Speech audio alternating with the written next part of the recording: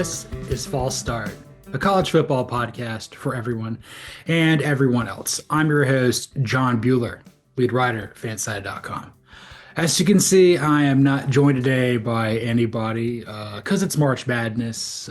Cody Williams was so unbelievably excited that his North Carolina Tar Heels made the tournament that by prancing around his apartment or his new house like John Rothstein that he knocked the entire internet out in Los Alamos. So I'm here flying solo like a cup without the senior or the content director of Fanside. It's early. We're really banged up on the show, but we got an awesome one here planned for you. What we were going to do yesterday, sorry for coming out a day late. This is just life. Yesterday, St. Patrick's Day can go to hell. That's probably the best way I could say it. But yeah, I'm gonna do a interesting show here. We're gonna do something to do with the bracket for March Madness, but based only on college football. Got a few things pertinent to that, and then I'll finish up with something with you know Carson Beck living his best Miami Vice life. So we're gonna get started with our first and 15 today with Every Rose Has Its Tournament. Once again, Cody has not been on the show when I've debuted this thing, or the second time. He's supposed to be. But what we're going to do is I'm going to pick every game in the men's tournament based on strictly what I know about college football. We're going to split this up into three different sections. The first section will include the first four, round of 64, and round of 32. The second one's going to include the Sweet 16, the Elite Eight. And the last one's going to include the Final Four of the national championship. So I've done about as much prep for this as Tony Romo, which is exactly what I want to do here. So let's get started with the first four here. So we've got, looking down at it, the first four, we've got, of course, it's not actually giving me what I need here because ESPN's awful. Okay, college basketball, men's NCAA bracket. No, what are we doing? Scores. There we go. First four, wonderful. All right, we have Mount St. Mary's versus American. I don't think either of these have football teams, but because I like the United States or the idea of what it should be, I'm going to go with American. We also have those are both 16 seeds. That's happening on Wednesday. Hold on, never mind. We're going back here a second. I'm all screwed up this morning. We're going to start here with the Tuesday game. So the first game we have is St. Francis, PA versus Alabama State. I think they both have football teams. St. Francis, PA, supposedly not very good. Alabama State, slightly better. I think that's where the late Tavares Jackson played his college football at. So the Hornets are moving on. It'd be so unbelievably funny if Cody's not able to watch this next game because of Los Alamos internet reasons, but we've got the North Carolina Tar Heels facing the San Diego State Aztecs in a match of 11 seeds. It's a pretty good matchup, I would say, from a college football standpoint. I would probably go with North Carolina right now because I like Bill Belichick a little bit more than Sean Lewis. So the Heels advance. I don't know for how much longer. Okay, now we're on the Wednesday games. Yeah, we're doing a great job here. Mount St. Mary's versus American. We're going to be going with American because the name is better, I think. And then the last first four is going to be the Xavier Musketeers, who do not have a football team, versus the Texas Longhorns. Hook 'em, even though we own you. So congratulations with that. Those teams, you advanced from the first four and actually get into the tournament. Let's move on to the round of 16. So we're going to work our way through each bracket. Now that I can actually see this, we're going to go South, West, East, Midwest. That's just how it looks left to right going down. So we've got Auburn versus who the hell is Auburn playing? Auburn would be playing, doesn't matter. I'm picking Auburn to advance. This ESPN bracket is absolutely failing me. So we are going to go with Auburn advancing here. Create a bracket. There we go. But why is this so unbelievably difficult? Okay, create a bracket. There we go. Cancel. All right. Auburn versus Alabama State. We are going to take Auburn. Auburn's probably the favorite to win the whole thing. They've got a really good football program historically, okay now. Basketball program's the best it's ever been. Moving on to your 8 and 9 in the South, we're going to go with Louisville, who has a really good football team, versus Creighton, who does not. So we're going to give that to the Louisville Cardinals. Your 5 through 12 in the South is between Michigan and UC San Diego. That's not the San Diego Toreros. This is the UC. They're like the Tritons or something like that. Tridents, whatever the heck it is. It would have been really funny if it was San Diego Toreros because that would be the Jim Harbaugh Bowl, if you will. And I'm going to go with Jim Harbaugh's alma mater over the other one of the other San Diego schools. So Michigan prevails. This one's interesting. We got number 4 Texas A&M versus number 13 Yale. I know you're thinking, oh, A&M's definitely got this. Well, I think Yale's got the better football team historically, and Texas A&M always comes up short in big spots. So I'm going Yale. I was thinking about this right when I was starting writing, or maybe a little bit before. I remember when Torian Prince played at Baylor and they lost to Yale in the first round, and he was basically explaining why they lost because they couldn't rebound with a very accurate demonstration of what good rebounding looks like. Moving on, we got Ole Miss versus San Diego State or North Carolina. So I have North Carolina advancing here. That would actually be in this situation. It's pretty close. Bill Belichick versus Lane Kiffin, the most serious person all time versus the least serious person all time. Ole Miss is just better right now. Ole Miss is going to be a top 25 team or be about that. North Carolina might win 6 games, so the Rebels move on. This is going to be an absolute beatdown. You got Iowa State versus Lipscomb in 314 in the South. Lipscomb does not have a football team. They have a Lipscomb Academy where Trent Dilfer coached at and won a lot of games in private school Nashville. Unfortunately, his UAB Blazers are not good at all, and Matt Campbell's Iowa State Cyclones, they're elite. So the clones are moving on. It's probably terrifying for people who watch Star Wars. The clones are moving on. Oh my God. Moving on to our 7-10 with Marquette, who doesn't have a football team, versus New Mexico, who has an awful football team. Simply because Marquette does not have a football team, New Mexico has to move on. That's where Brian Urlacher played. That's where Mike Locksley won like 3 games. It's really silly, really stupid, but that's kind of where we're leaning with that. And then finally, we got Michigan State versus Bryant, apparently the school where Doug Edert ended up at. Michigan State's a pretty good football team historically, not really great last year. Had one really good year in the last 5. Regardless, I don't know much about Bryant football. Let's go with Michigan State. So in the South region, I've got Auburn playing Louisville in the round of 32, Michigan playing Yale, Ole Miss playing Iowa State, New Mexico playing Michigan State.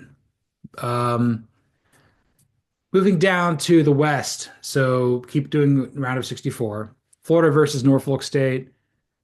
I think Norfolk State, that might be, I think that's where Michael Vick is taking over, but DJ Lagway is at Florida. Florida's advancing.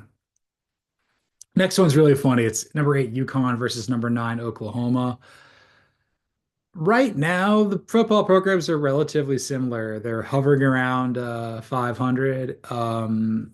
Not particularly the least bit great, if you will, in all this. Sorry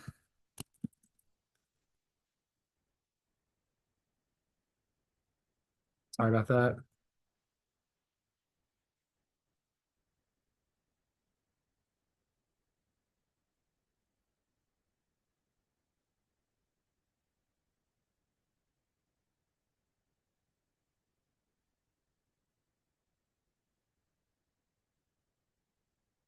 Okay, here we go. So UConn versus Oklahoma. I know this comes across as an Oklahoma hater program, but it's not. So I can't put UConn past Oklahoma. Are you kidding me?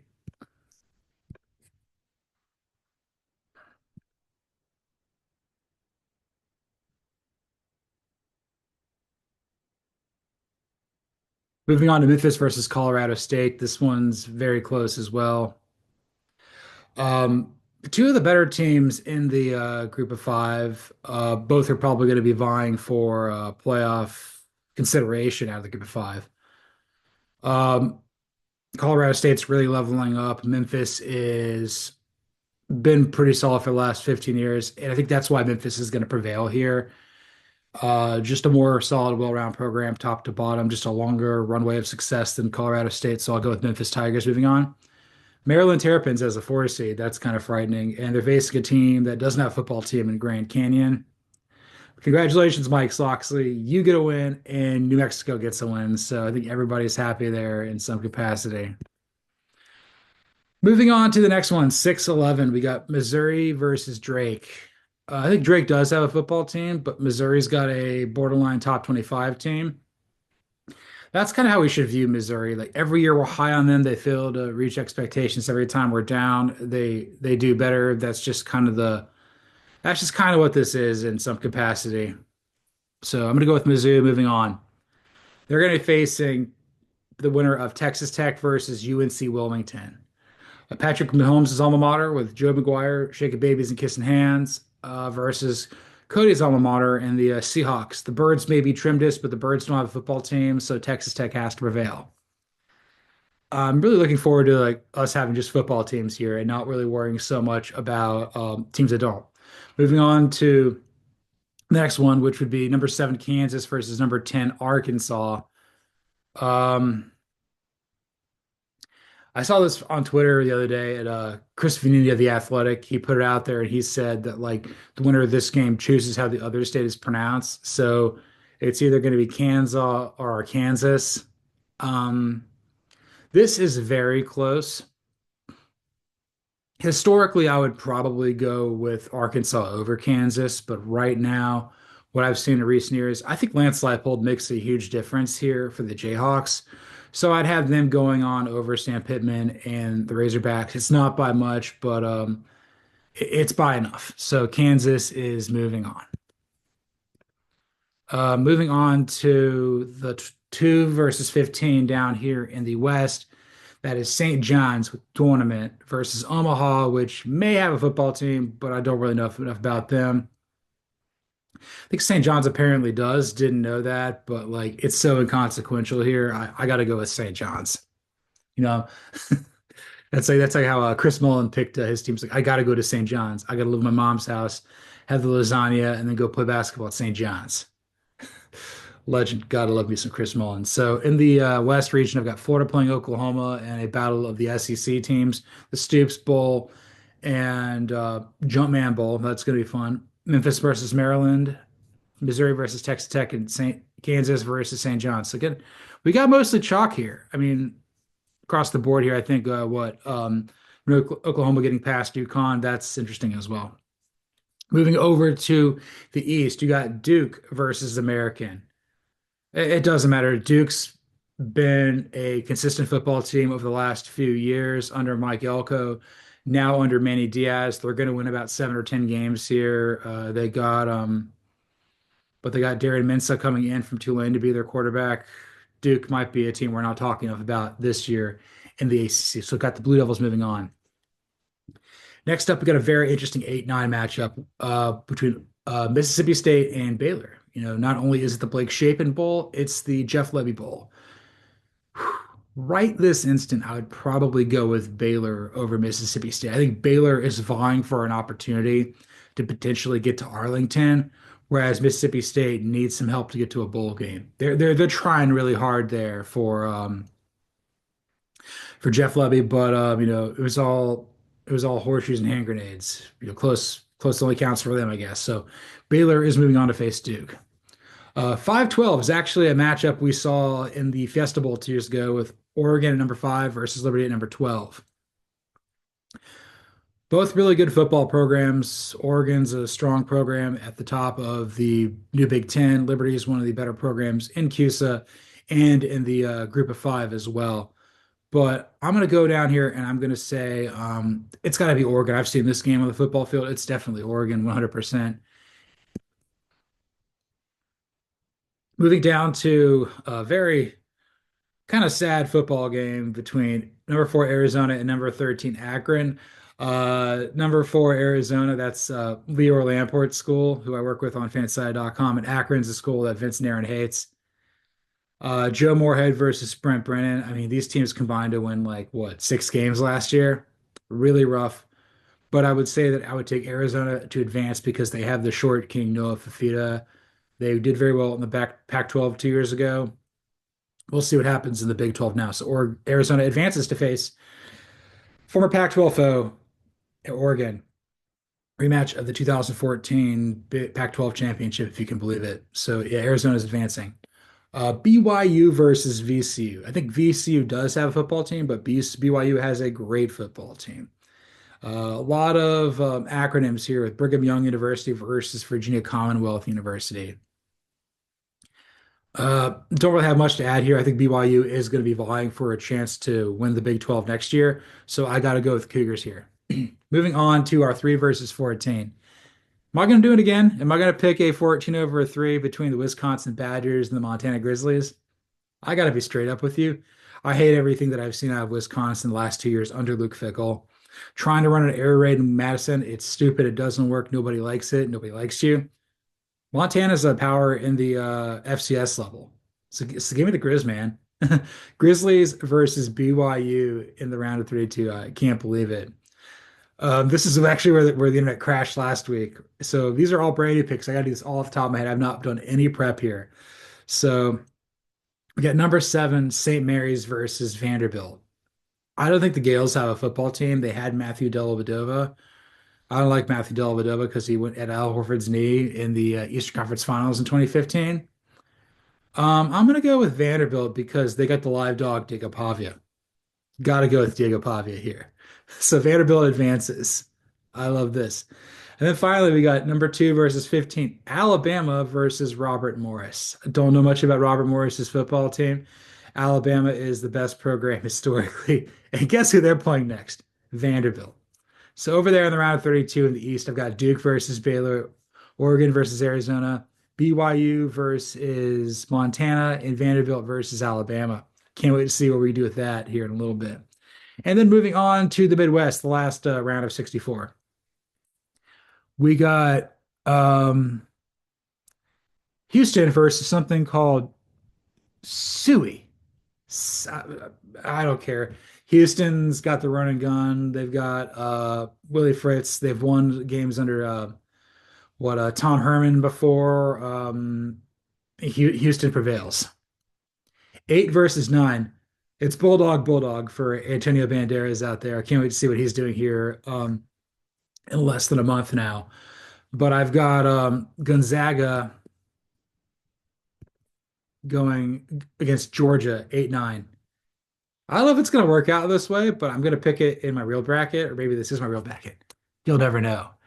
I've got Georgia going past Gonzaga because Georgia is a national power in football, and Gonzaga does not have a football team. So Georgia's going to play Houston next.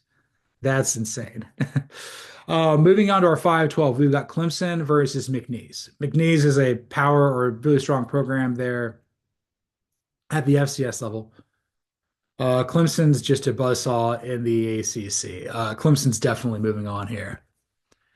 Next, we got Purdue versus High Point. Does High Point have a football team? I'm looking at this.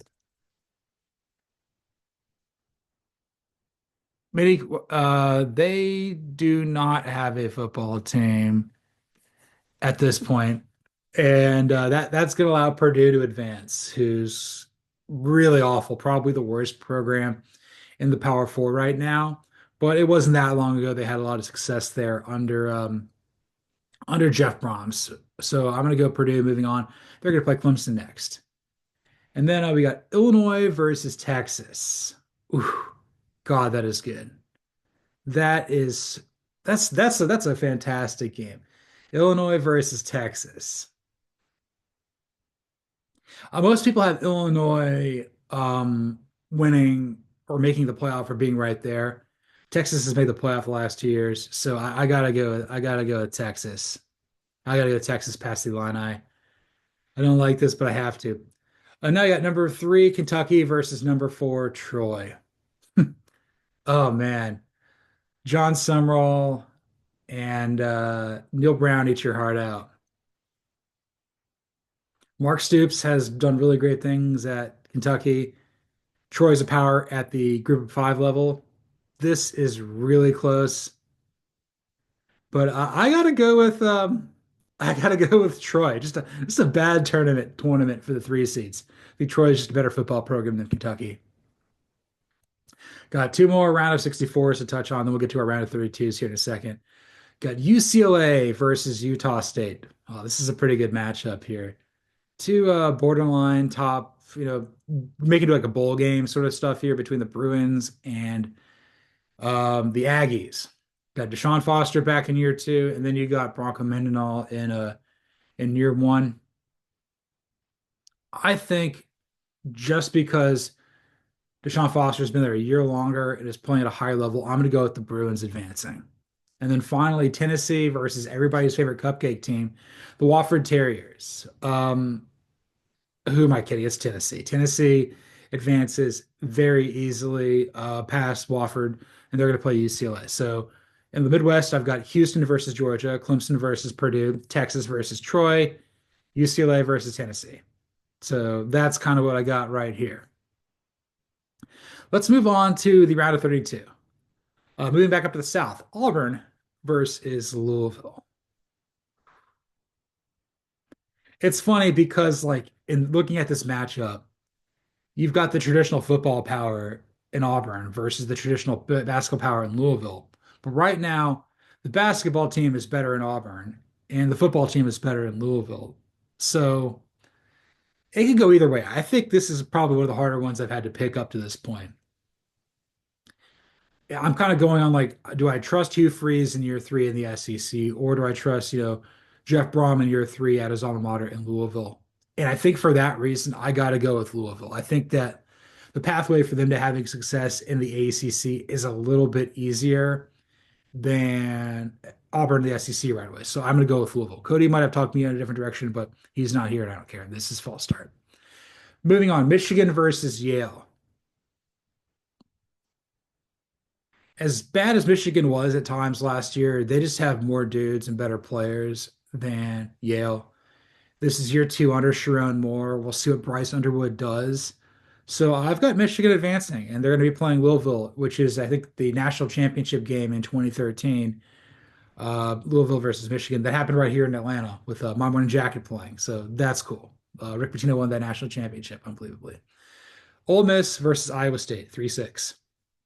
God, that's good. That is a great football matchup. I want to see that be a Sugar Bowl in some capacity. That'd be amazing.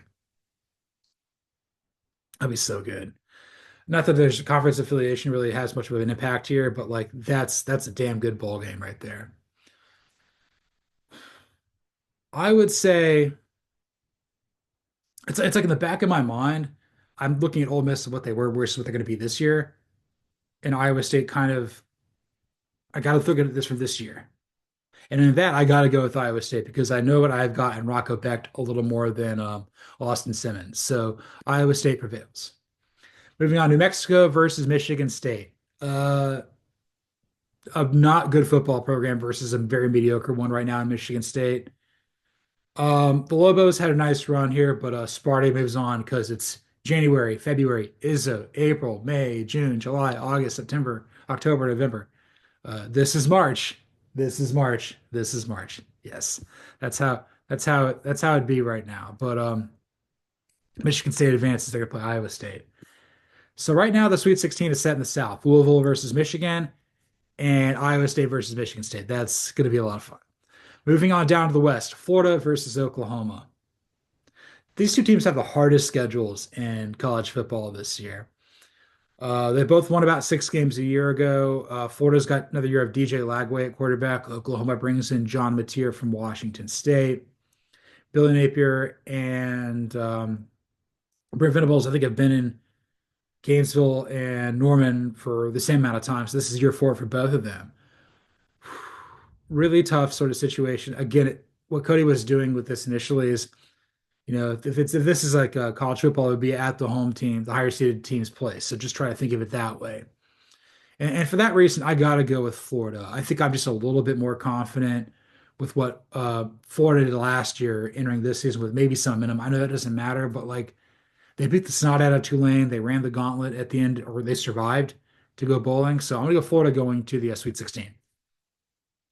Memphis versus Maryland. Ryan Silverfield's doing a fantastic job replacing Mike Norvell and Justin Fuente there at Memphis. That program is one where like you go there, you win, you do great things. I don't know if Ryan Hannigan is still their quarterback, but I kind of like what they're about more than Maryland. Maryland, they're going to win their non-conference games. They're going to be good until October, and then they're going to turtle up because the Turtles hibernate. So I got to go with the Memphis Tigers. They're going to be playing Florida in the Sweet 16. That's exciting.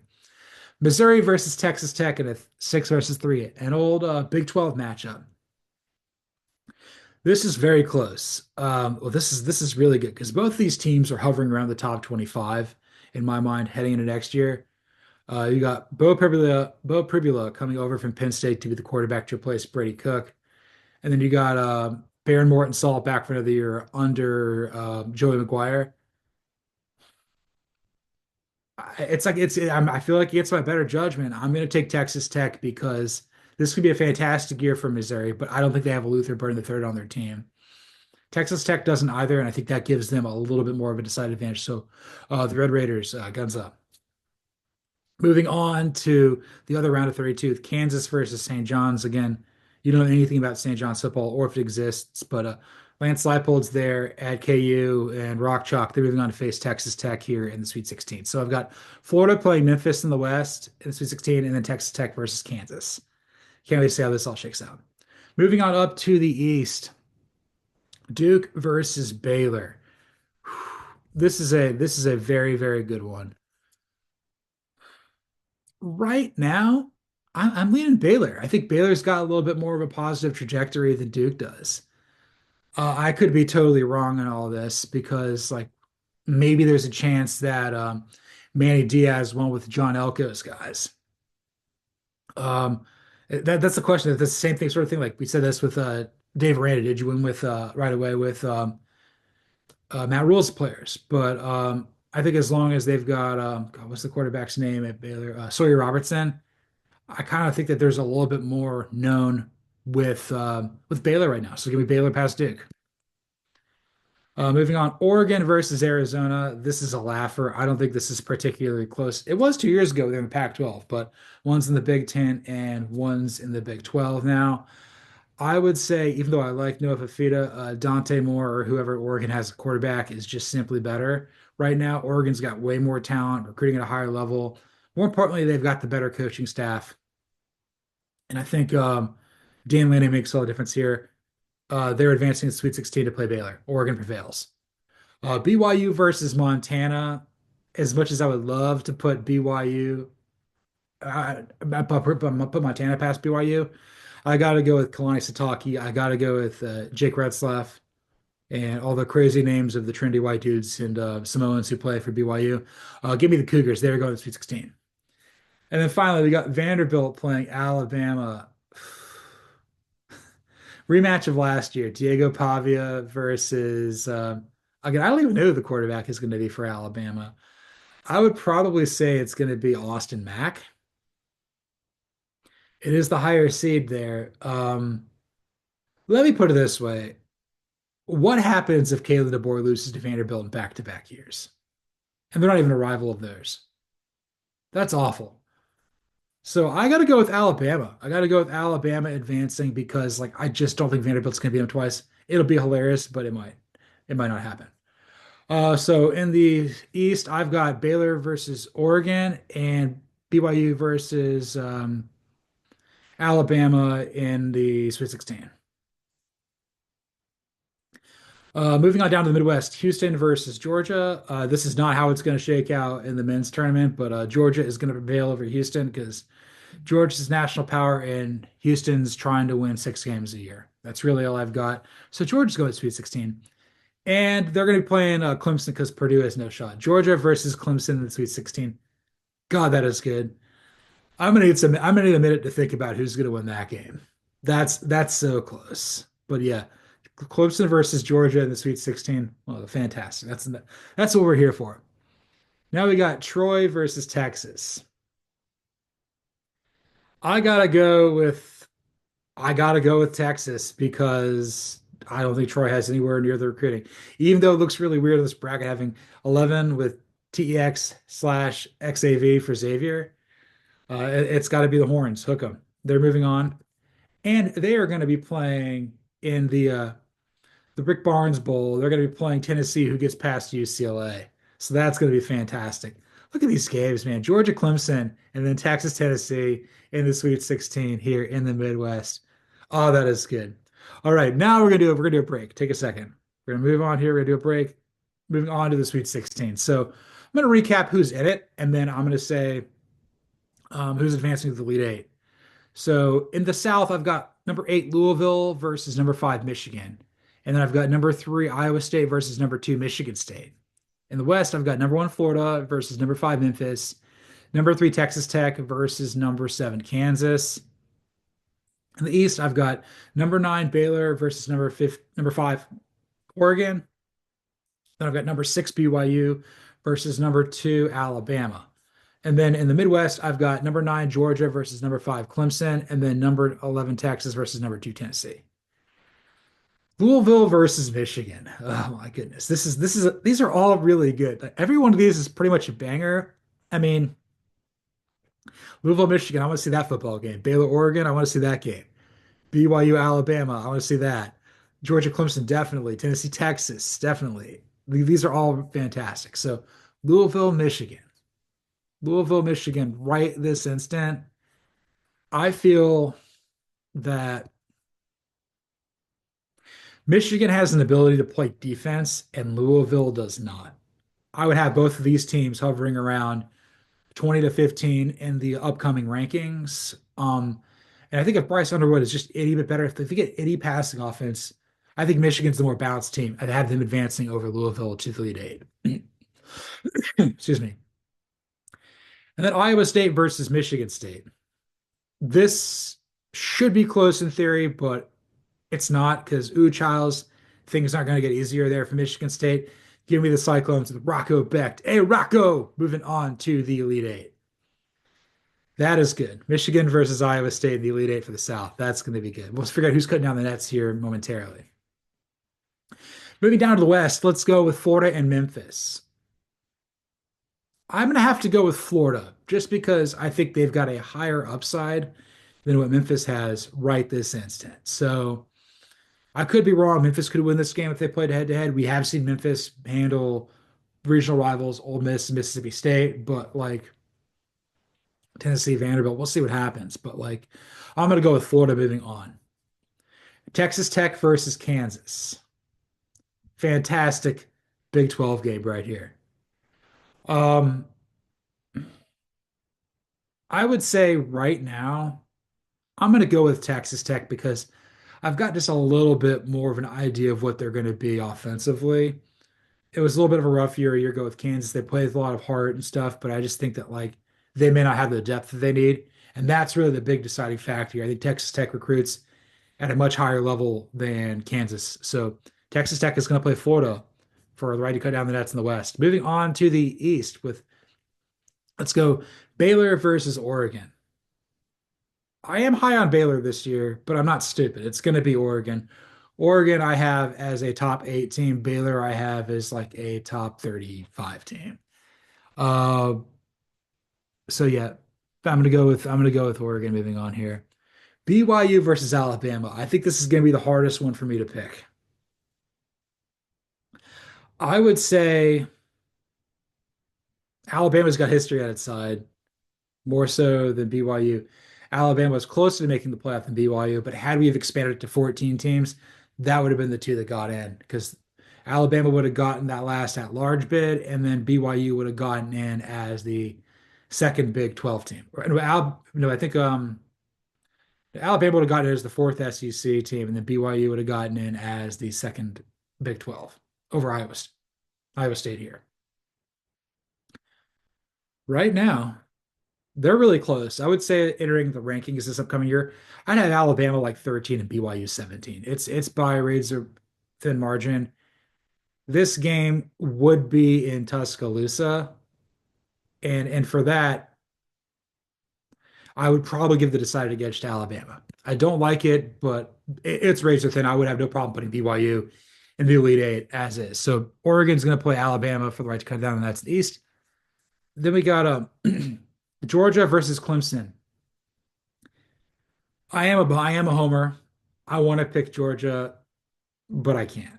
I think Clemson's got the more proven quarterback in Cade Klubnik. They play the easier conference.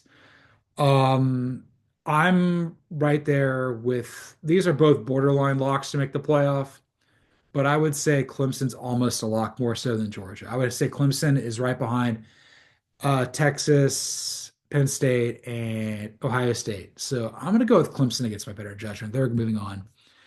And then Tennessee versus Texas. This is very close. This is very, very close. Um, Cody's going to talk me off the ledge here. He's not high on Tennessee. Um, and I would probably would go with Tennessee over them anyway, but like I'm much higher on Tennessee than he is. They've got a very navigable schedule. This is next year with Nico Iamaleava at quarterback. If Tennessee wins the game versus Georgia, they host Georgia. Tennessee or Texas has to go to Athens. I think Texas has the better head coach. Tennessee, they've both been about relatively good at the same time. As much as I want to put Tennessee, I have to go with Texas. So they're going to be facing Clemson here, the Elite Eight. So let's move on to the Elite Eight. So here's who the Elite Eight is. For the right and the East, for the right and the South, you got Michigan versus Iowa State. In the West, you got Florida versus Texas Tech. In the East, you've got Alabama versus Oregon. And in the the Midwest, you've got Clemson versus Texas. Let's go with the South. Michigan versus Iowa State. It's kind of funny. I talk about this a lot. They don't play all that often, but this is the job that I think Matt Campbell eventually leaves Ames, Iowa for, so long as Jamie Pollard can come with him. We'll see what happens with Ward Manuel and Sharon Moore. I think there's just more experience on Iowa State side. So the clones, they're cutting down the debts and they're going to the Final Four. They're gonna go to San Antonio. Let's go down to what we got in the West with Florida versus Texas Tech. Kind of just two. I feel like they both got like lucky breaks in being in this bracket.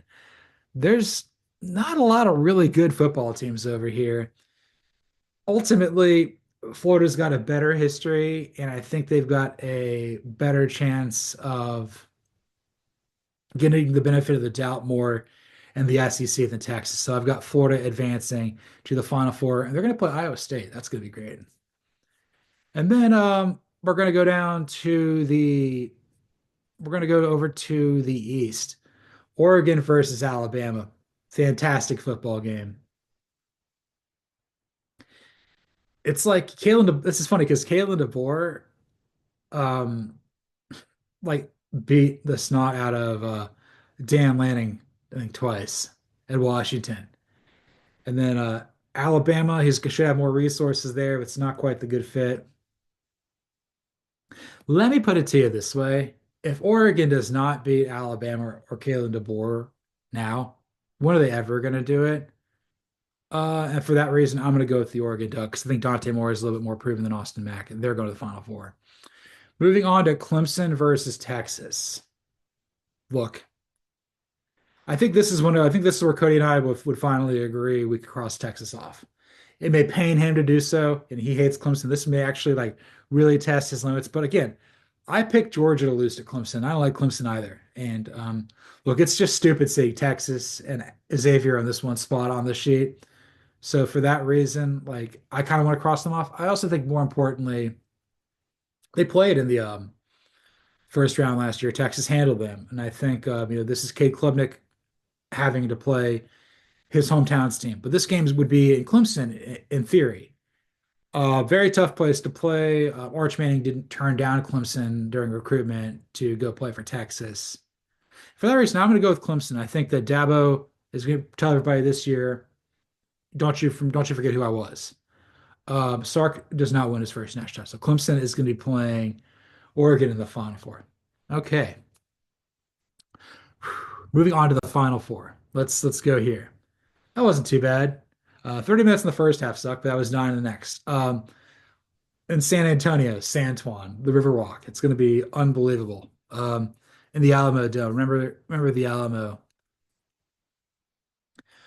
Um, Iowa State versus Florida. I'm really high in Iowa State. Florida, I'm pretty high on. And I think I'm going to go with Iowa State here because I the better run program of late has been Iowa State. Florida could get them, but I will go with the Cyclones. Very, very close. Um, I guess really the deciding factor here for me is I just trust Matt Campbell's defense to lock down more than wide receiver coach Billy Napier's team. This is untrodden territory for them. Iowa State, not so much. Um, I'm pretty bullish on Iowa State this season. I have them winning the Big 12. I have them making the playoff, and I don't have Florida in. And that's really where I got here. Moving on to the other side, Oregon versus Clemson. Pair of five seeds made it.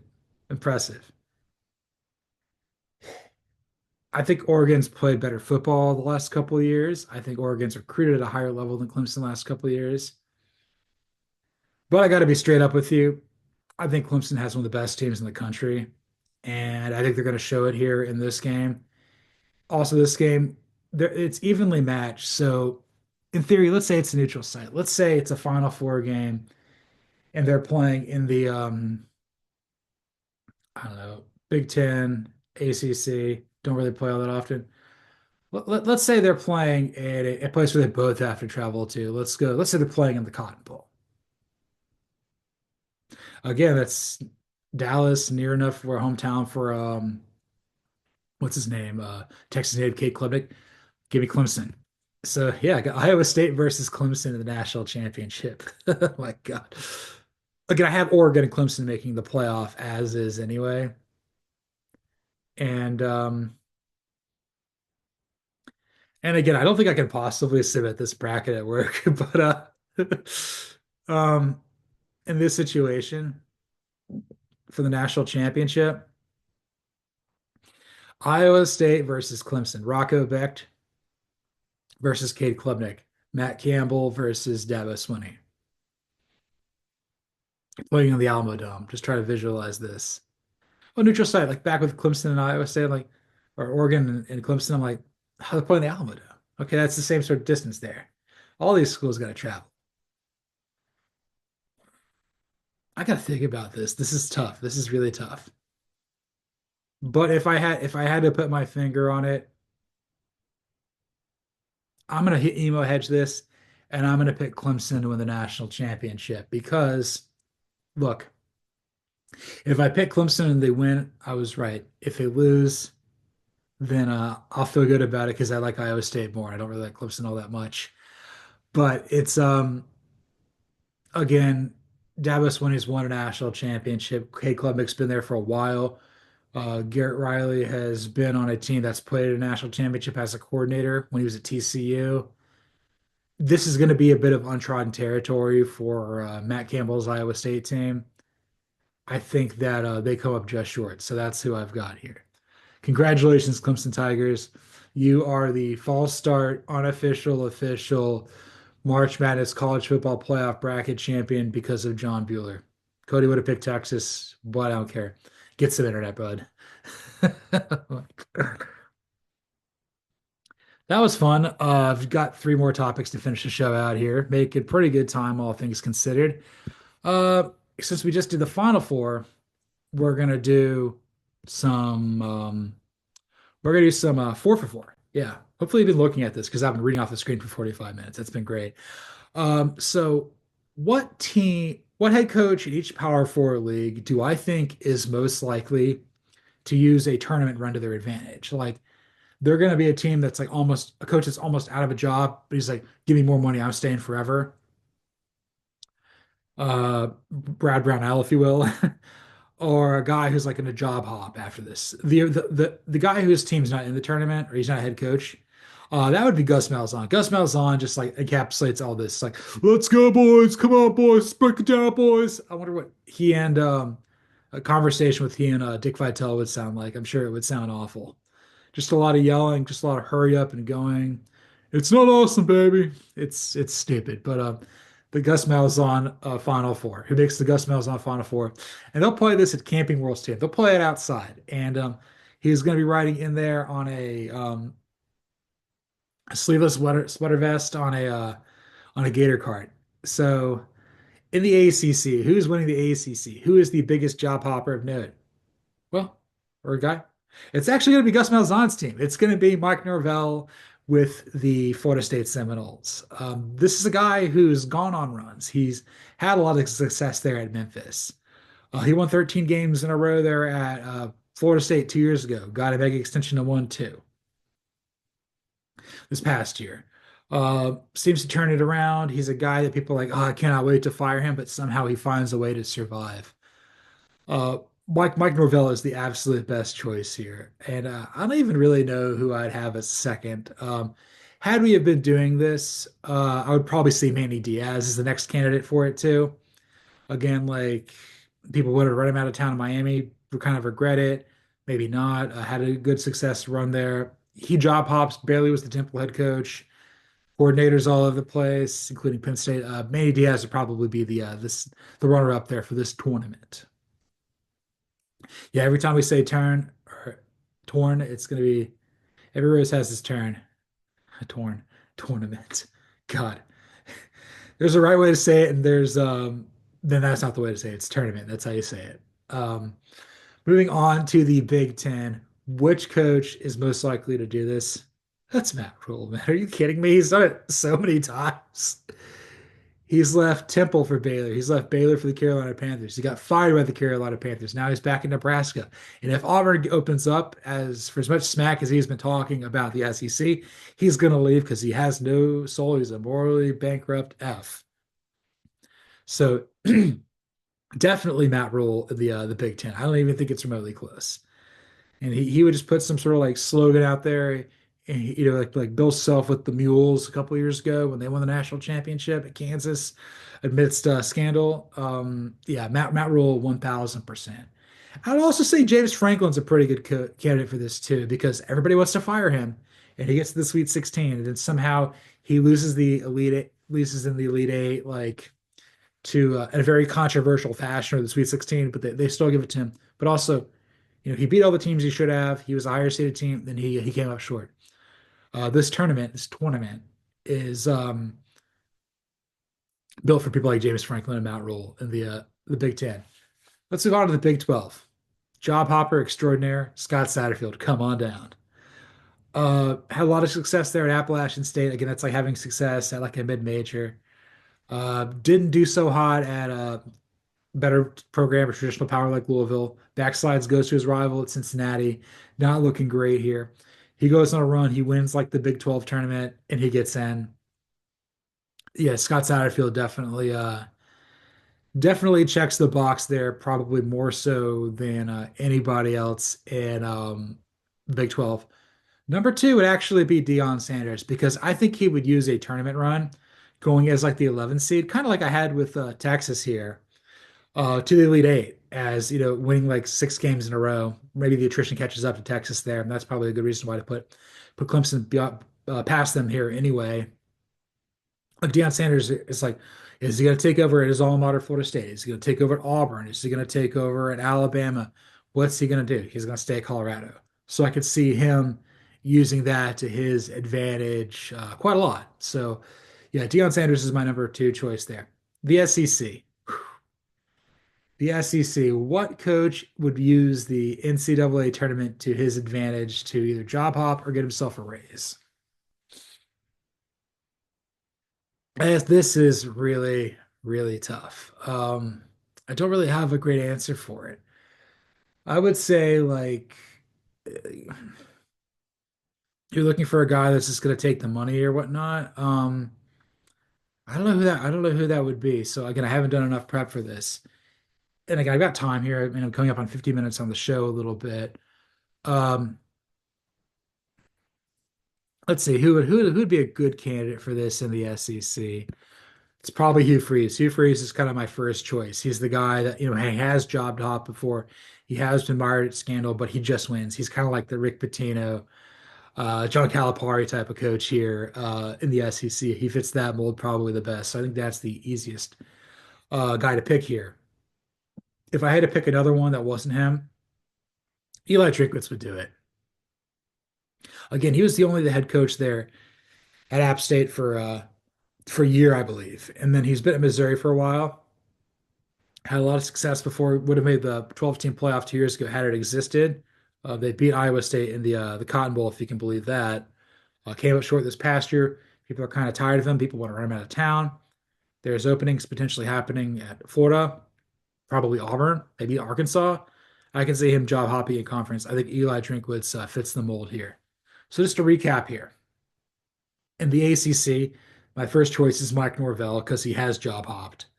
And then I think the runner-up would be Manny Diaz, who has been almost forced out, has been forced out, has job hopped. In the Big Ten, I would say the most obvious candidate's Matt Rule. He's been fired, he's been job hopping, opportunist extraordinaire. And then the other guy for the Big Ten would be James Franklin. He'd use a big run to give himself some more money, even though he probably doesn't deserve it. Big 12, the job hopper of all this is Scott Satterfield. And then Deion Sanders would probably use this to make more money. And then in the SEC, uh, you know, the kind of the evil sliminess of Hugh Freeze, that kind of fits the tournament quite well. And then Eli Drinkwitz, I think, could turn heel and make a lot of fan bases mad. So that's kind of where I've got right there with that.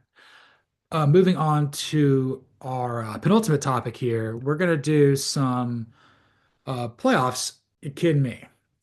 I was thinking about this with the NCAA tournament. Um, for as much as fun as March Madness is, there's only so many teams that can actually win it.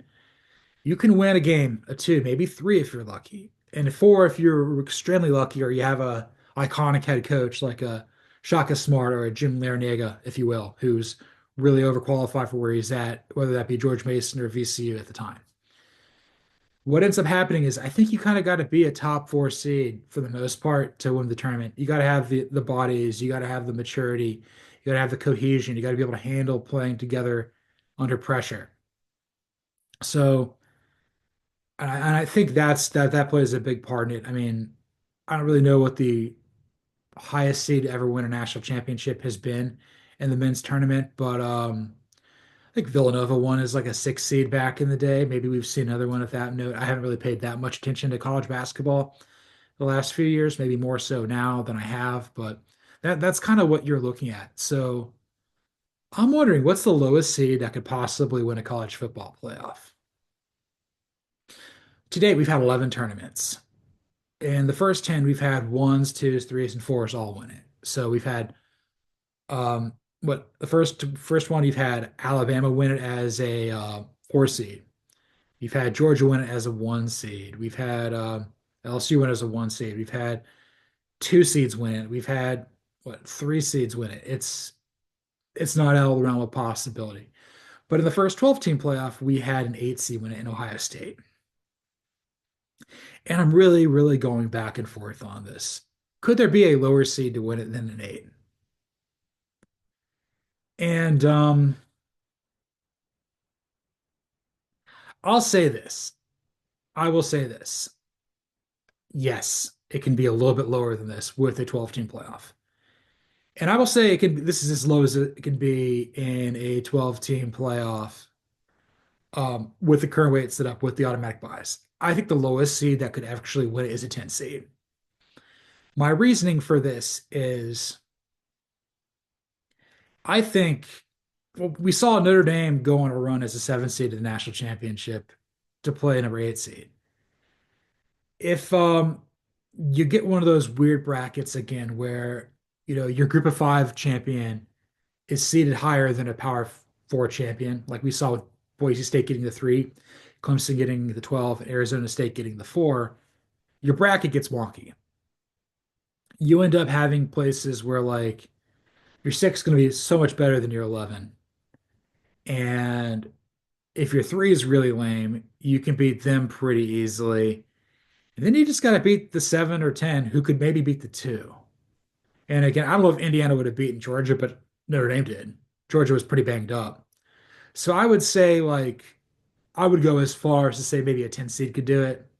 I think 11, it's just like you're asking for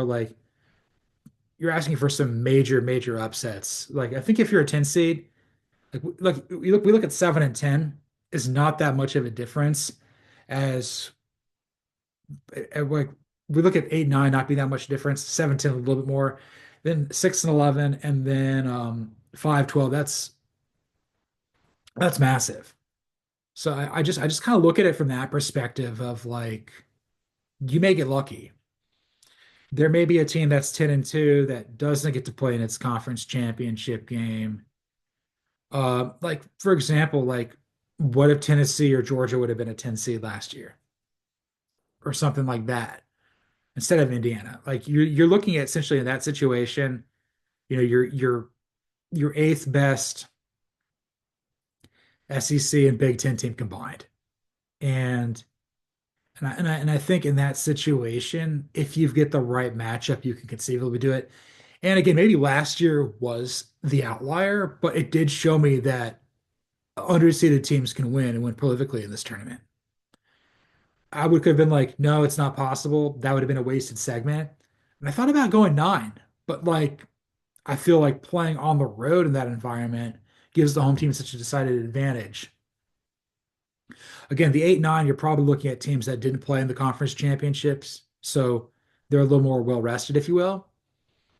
But I don't know. I think the matchup could happen, and I think a 10 could conceivably win it because you'd have to in this situation, like let's just say the chaos is on your side, so you have to be the 10, you have to be the 7, and then you'd have to be what would probably next be the 2, and then do the 3, 6, and 11 to get to the national championship to play 1, 4, 5, 8, 9, or 12. So I think that's within the realm of possibility as well. 10 seeds about as far as it could go. But if I will say this, if they do away with you know, the the four highest conference championships get automatic buys, I may say we've hit that limit. I think it might actually be 8.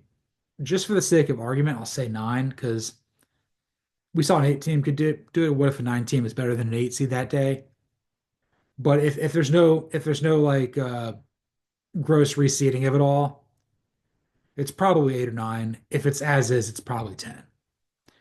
And on this episode, man, I'm trying Cavinder, or I'm crying Cavinder. Yes, the last thing has nothing to do with March Madness. It has stuff to do with madness happening in March. Carson Beck is straight up having not having a good time there at Miami. He transfers from Georgia after being laughed out of the building because his draft grade was like a third round grade. I don't know if Georgia really wanted him back or whatever it was. He got a ton of NIL money, and he goes to Miami to be with his girlfriend, basketball player Hannah Cavinder. Well, in the first couple months he's there, he gets 3 cars stolen. He gets his Lamborghini and his Mercedes and her Range Rover all stolen. And then apparently some infidelity happened, and they're no longer dating. And we'll just leave it at that. But somebody says like, "Oh, he's having a bad time," but it's like, you mean to talk about like a quarterback coming in there, getting his car stolen, having an affair, if you will. Miami's all the way back. Maybe he is. Maybe he'll focus in on football. Maybe this will be an absolute tire fire disaster. The point is, Carson Beck right now being on Miami is absolutely fascinating. Um, Once again, you don't transfer for athlete girlfriend reasons. Keaton Slovis did it. No one knows where he is anymore. He left USC to go to Pitt. Then he went to BYU. It's like, what's he even doing? I thought he was a NFL level player at USC. I guess not. But with Beck, I still think he's an NFL player. I think if he plays well, Miami can make the playoff. He could potentially be a first round pick. I mean, was Joe Burrow the number one overall pick coming into his final season at LSU? No, no, not at all. He was like a fifth round pick. And then Eldor Orgeron kind of believed in him, and there you go. And this is false start. I look at this from the perspective of if he just focuses on football and is healthy, Miami could be really good, or they could win like 6 games. I'm so unbelievably fascinated and whatever's going on. Got a Doberman out there. We'll see if he's going to come in here and try to see me. I've been avoiding him for a while to do the show, but that's how it goes when you live that the dog sitting life. But I got to know how healthy Beck is at spring practice. I don't know if Miami's doing a spring game. We'll see at some point. We will figure that out with spring break with Antonio.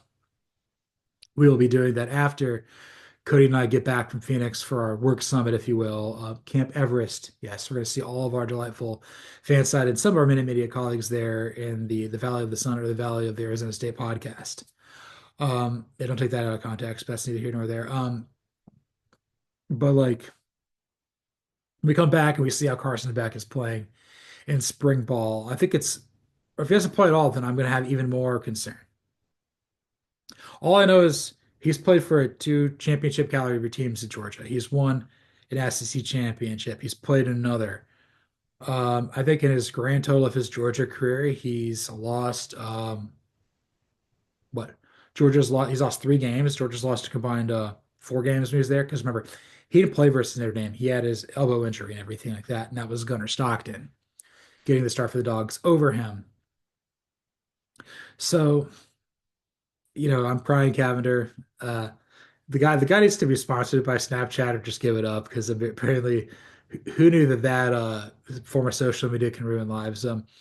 We know that Twitter can. We know Twitter's an awful place. We know Instagram's not real. We know the horrible things people say to each other on Facebook. People are just awful.